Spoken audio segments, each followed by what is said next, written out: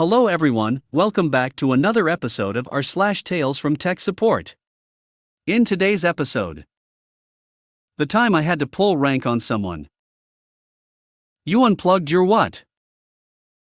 I don't think that word means what you think it means. I've had this for years. Can you teach me how to use it? Before we get started, make sure to subscribe so you will never miss a video. So let's get started. The time I had to pull rank on someone. Names have been changed to protect the not so innocent. Around 2005, I worked for a major computer manufacturer doing consumer technical escalations. When you were so upset about your computer that you wrote to the corporate office, I was one of the people you spoke to. I pretty much had leeway to do whatever it took to resolve the customer's issue, whether it's issuing a refund, sending a new computer, giving away upgrades, etc. However, when it came to purchasing items from the company, we had to go through the normal consumer channels to do so. If we had a problem with our purchases, we also had to go through the same routine as anyone else in order to prevent abuse, like improperly getting upgrades and the like. Oftentimes, this meant that you'd be routed to a call center in India. Usually, support was fine, but just like anywhere else, sometimes you have a bad egg. I ordered a refurbished PDA online because they were on heavy discount. I had always been curious about them, so I figured I'd splurge. I get the device that week, and I'm stoked. Until, that is, I try to plug headphones into the device. No sound. The headphone plug actually wiggles in the jack. I shine a flashlight into the jack. There's literally nothing in the jack. Either the jack broke, or there wasn't one soldered on in the first place. I was surprised that this got past quality control. So on the phone I go, calling tech support. I get India. Hello, thanks for calling, this is Melissa, how can I help you? Hi, I bought a refurbished PDA from you. I receive it, and there's no headphone jack, there's a hole where one is supposed to be. So you have a problem with sound from the headphones. Have you made sure that the device isn't muted? Yes. It's unmuted, but I don't see how that's going to help the fact that there is no jack on the device at all. Yes, sir. Can you please turn the device off, then back on and see what happens? Sure. Reboots device, it's back on. There's still no headphone jack. Okay, thank you, sir. It seems like the settings might be corrupt. I need you to power the device down, and when you turn it on, please hold the button.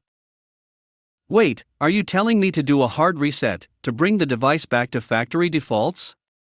How is that supposed to make the headphone jack appear? Well, sir, we won't know until we try. Do you understand what I'm telling you? We can do all we want with the software, but physically, there is no jack to plug headphones into. Okay. So shall we proceed to resetting the device to defaults now? She's not getting this. I asked to speak to her supervisor. She puts me on hold, comes back, and tells me, of course, he's not available. This isn't something you're normally supposed to do, but I pulled up my device's serial number in our internal ticketing program. I see that she has already written up call notes and put a resolution in if customer had no sound. Insured device was unmuted, settings now correct, call resolved. Oh hell no. She comes back on the phone and says, Okay sir, if we don't reset the device, we can't troubleshoot any further. Is there anything else I can do for you? Yes, Melissa, or is it Sandra? I'm a corporate escalations rep. I just looked up this case in the ticketing system, and it says you told me to reset my audio settings, that I'm already off the phone, and the issue is resolved. You do realize that falsifying logs is a terminable offense, right? Please put your manager on the phone so that he can set up an exchange for this device. Seconds later, someone else is on the phone confirming my address. 2 days later, I have a replacement device that actually has a headphone jack. I know I might get some flack for coming down on a frontline tech so hard, threatening firing for what she did. But I worked every day dealing with customers who got the same kind of runaround. I just wasn't going to let it stand. Addendum: what makes this especially bad is that per our PDA support process, doing a factory reset on the device is something you're supposed to walk the customer through, but then you end the call so that they can finish going through the first time setup process. That process takes around 15 to 20 minutes, doing routine stuff like entering your name, Wi-Fi information, etc. Once a customer does that, they're supposed to call back. Not only would the factory reset not solve my problem, it was obvious that she knew a factory reset would get me off of the phone. You unplugged your what? Hey guys. So, I posted this about 2 years ago, but had to remove it. I'm reposting it again because you liked it so much. A bit of backstory: I work at an ISP that deals with fixed wireless and satellite internet to reach rural customers.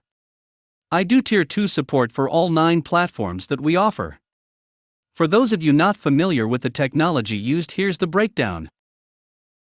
Fixed wireless (FW) technology uses a point-to-multipoint system where our customers have a transceiver on their roof, basically their modem, which is connected to a power over Ethernet adapter indoors, that gets a signal from a tower in the area. Essentially just an over-glorified router that sends the signal up to 30 kilometers or 20 miles away. Satellite internet works the same way as your TV satellite, but in full duplex. Simple enough? Not for some.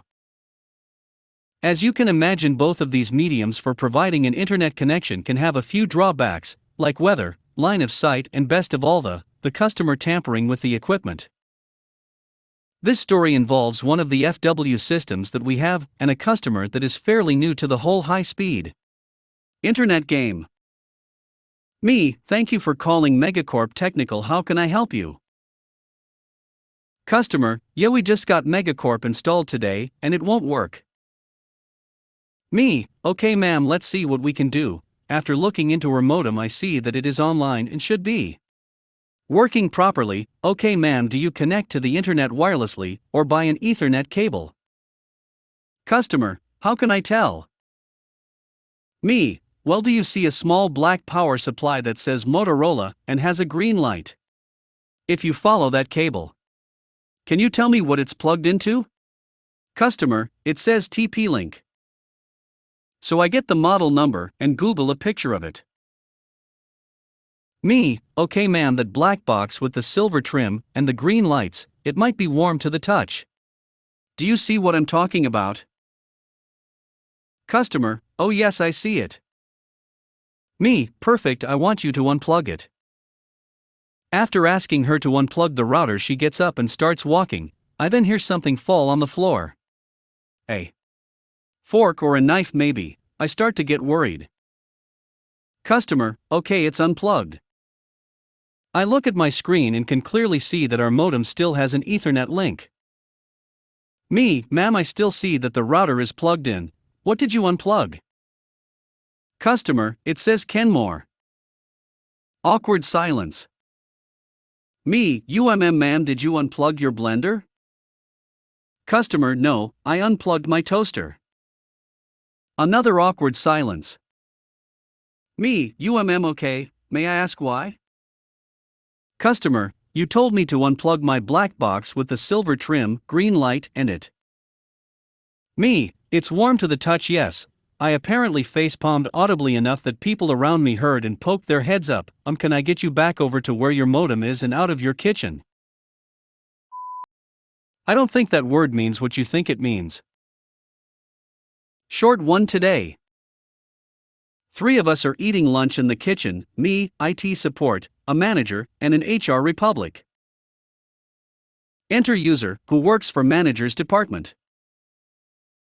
User: can someone reset my password for the HR system?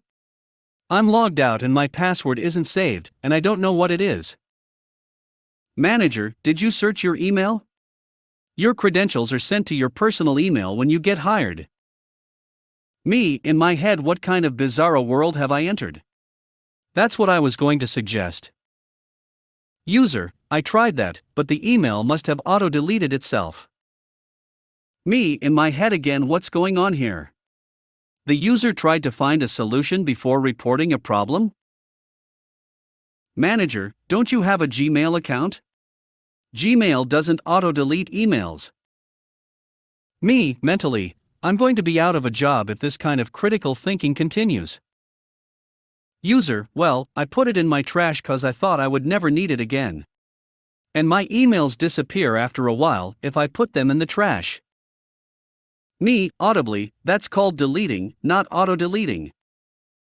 HR agrees to reset password, user leaves the kitchen. Me, hey guys, my car self-destructed this morning on the way to work. Yeah, I drove it into a brick wall. I've had this for years. Can you teach me how to use it? This is a story from the good, not frustrating side of support/service.